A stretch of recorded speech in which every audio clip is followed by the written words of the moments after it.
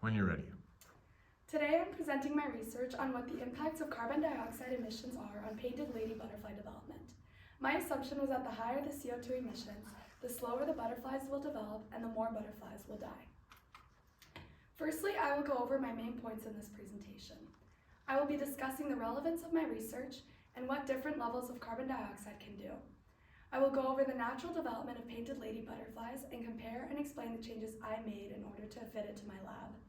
I will explain the methodology and the results of my experiment, draw a conclusion, and lastly explain the real-world implications of my research. First, I will talk about carbon dioxide emissions and the relevancy. So there are many different carbon dioxide levels that have different impacts on living organisms. 400 parts per million, also known as ppm, is the average outdoor air level and has no issues. Similarly, the range 400 to 1,000 parts per million is the average indoor air level and also has no issues.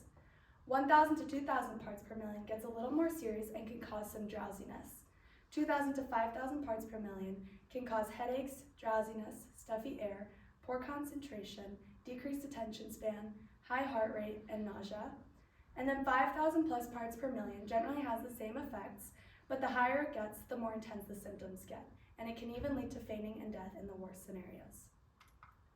So why is this research important? I decided to focus my research on the impact of the butterfly's development specific to painted lady butterflies, rather than simply how it affected them after they emerged from their chrysalis.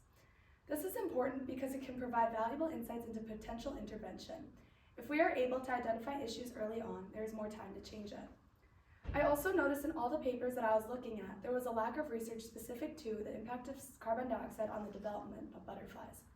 The reason I chose carbon dioxide was in order to understand how the increasing greenhouse gas emissions in our society are affecting key stages in butterfly development around the world.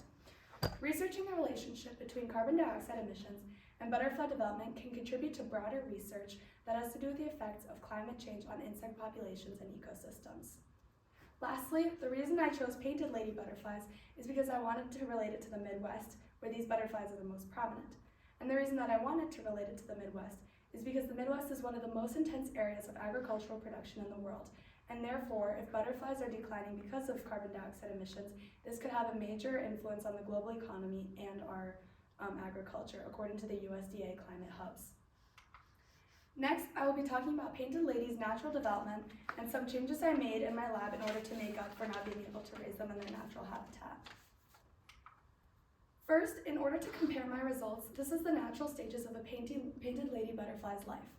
Adult butterflies begin by laying eggs on different plants, which emerge into larvae approximately 3 to 5 days after. The larvae grow up to 1.25 inches and live in a loose silk nest that they wove. They feed on plants for 5 to 10 more days and then begin pupating on the plant that they were living on. They then hang upside down and form a naked chrysalis. After 7 to 10 days of being in chrysalis, they emerge into adult butterflies and generally die 1 to 2 weeks after their emergence. I used this research in order to compare the development of my butterflies to be able to spot drastic abnormalities between ones that develop naturally and mine in captivity. Next, I'll be talking about what their natural food and habitat is and what I use in order to make up for it. So some of their preferred foods include calendula, hollyhock, mallow, sunflower, and thistles. And for the butterflies, I use sugar water, and for the larvae, I used a pre-made composite food that was supplied from North Carolina Biological Supplies. For their habitat, they generally live on leaves of a wide variety of host plants.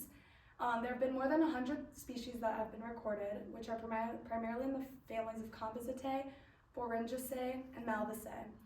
But for my research, I used the Carolina Biological Supplies Butterfly Sanctuary, as well as a sealed vacuum chamber in order to keep the CO2 emissions intact.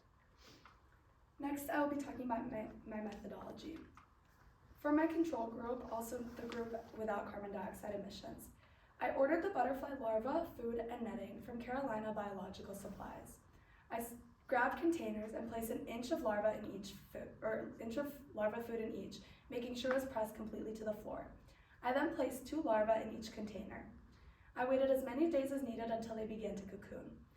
When this started, I prepared the sanctuary by unpackaging and opening it. I laid paper towels around the bottom of the sanctuary, and then once the butterflies were cocooned and hard enough to pick up, I used a pair of tweezers and placed them gently around the edges in a circle in the sanctuary. I then prepared a sucrose solution by mixing 118 milliliters of water with 25 grams of sugar, and then I put the solution in a glass jar. Using my scissors, I cut a flower shape in a felt sheet big enough to cover the glass jar. Before placing it on top, I cut an X shape in the middle and pulled a piece of wick through it. I then placed the wick and flower felt on top of the jar. Then I placed the jar in the center of the sanctuary with the butterflies, and then when they emerged, they were able to feed off of it. It was a similar process for the test group. So I did the same thing until they began to cocoon. However, for the sanctuary, I placed it inside the sealed chamber and made sure it had a hole in it in order to let the oxygen run through. I then laid paper towels around the bottom, and again, I put the butterflies around the edges with a tweezer. I prepared the sucrose solution and placed it in the middle of the sanctuary with the butterflies. I then placed a carbon dioxide detector inside the chamber in order to record the parts per million.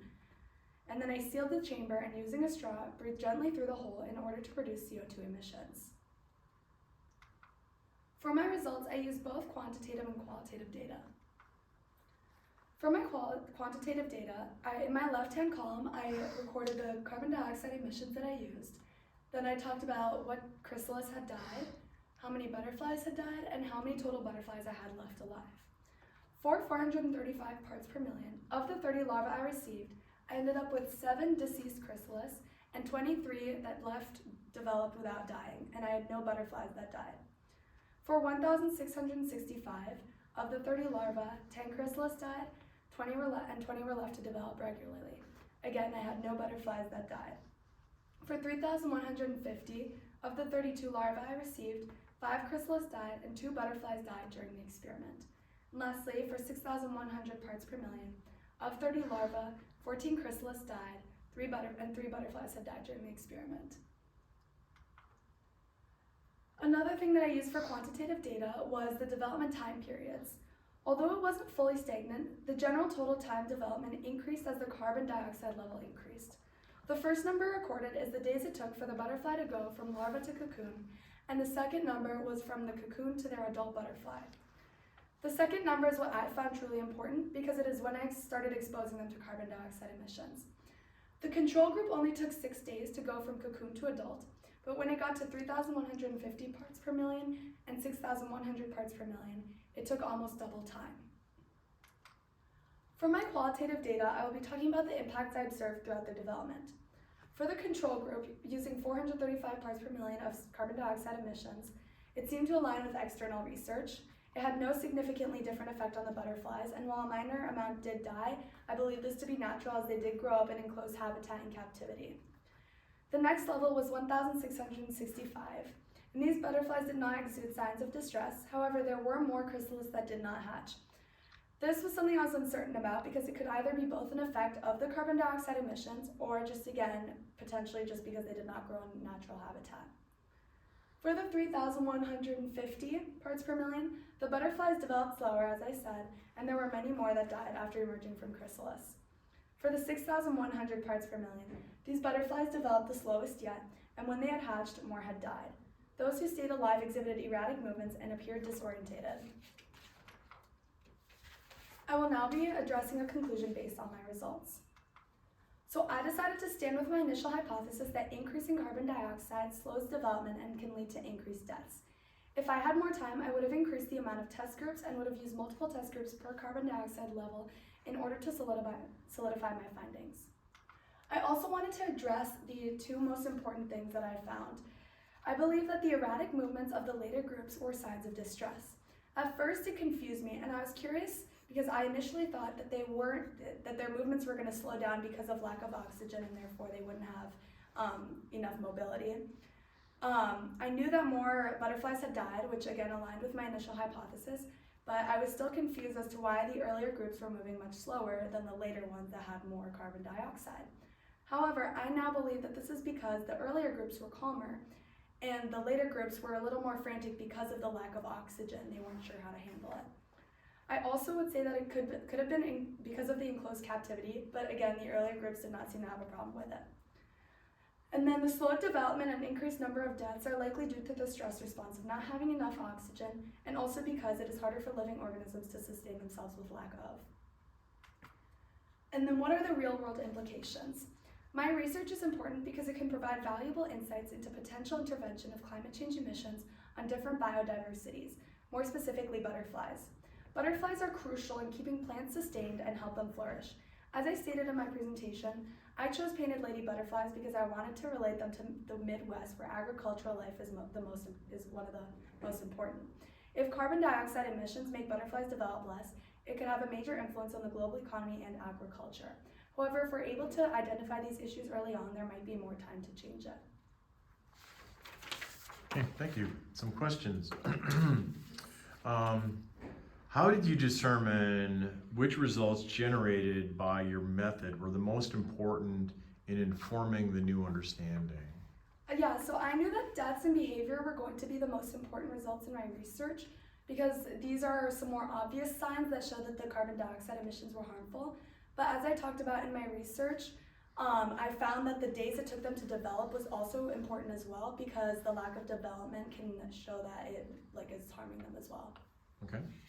How do your findings provide directions for future research in this field?